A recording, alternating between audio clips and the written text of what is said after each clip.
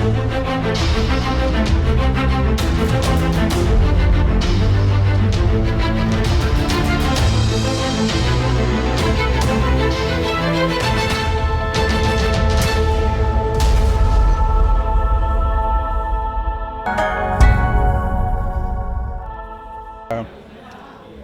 ini genaplah 65 tahun Balai Seni Negara di bawah Lembaga Penggunaan Seni Visual Negara, yang mana kita ditubuhkan pada tahun 1958, setahun lepas negara kita menyambut kemerdekaan. Jadi sepanjang 65 tahun perjalanan Balai Seni Negara itu, kita telah melalui berbagai-bagai jenis aktiviti program yang kita khususkan untuk peminat dan juga penggiat seni visual di Malaysia.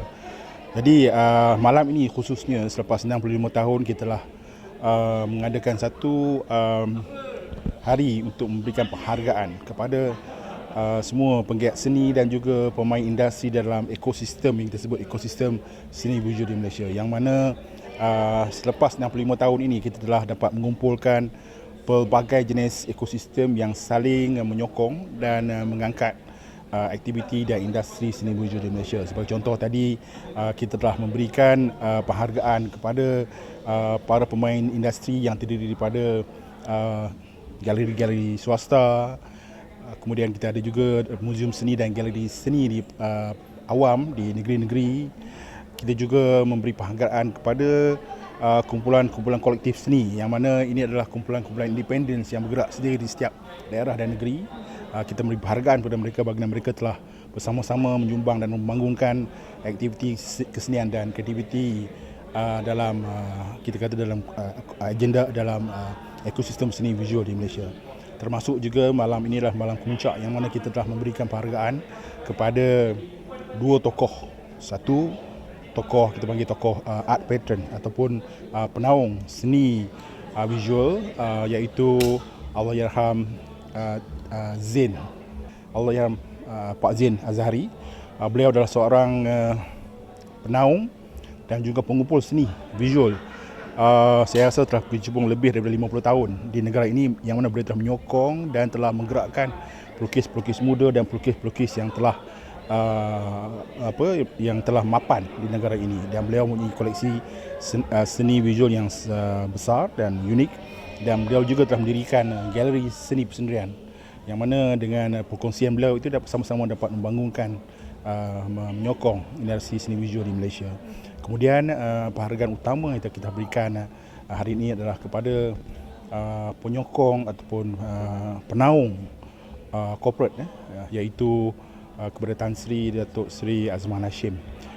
Tan Sri Datuk Sri Azman Hashim adalah seorang ahli korporat juga filantropis dalam bidang seni visual. Beliau juga merupakan salah seorang ahli lembaga pembangunan seni visual negara pada tahun 1980-an dulu. Dan sumbangan beliau terutama sekali dalam pembangunan pelukis-pelukis muda di Malaysia sejak tahun 80-an telah membentuk pelukis-pelukis yang established, yang mapan sekarang. Dan beliau masih berterusan menyokong aktiviti seni visual di Malaysia. Yang terbaru, kita beberapa tahun lalu beliau telah menyumbangkan sumbangan yang besar untuk menubuhkan sebuah galeri di Sabah, iaitu Galeri Azman Hashim, yang mana kegiatan seni visual di utara Borneo dapat dilaksanakan dengan begitu saya rasa begitu mapan apabila mempunyai fasiliti yang sangat baik di dalam Universiti Malaysia Sabah. Jejak Seni Malaysia kami telah mulakan mulai tahun 2020 apabila kita mula melihat bagaimana melihat ekosistem seni visual yang lain. Sebab selain pada orang datang ke Kuala Lumpur untuk melihat melawat Balai Seni Negara, dalam kenyataannya terdapat pelbagai jenis aktiviti di dalam sekitar Kuala Lumpur itu sendiri.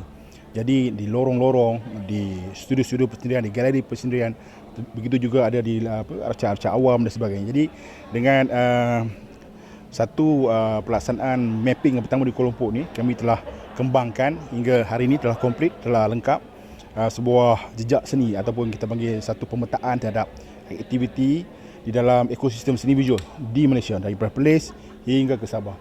Buku jejak seni Malaysia itu dia umpama sebuah guidebook ataupun buku rujukan terhadap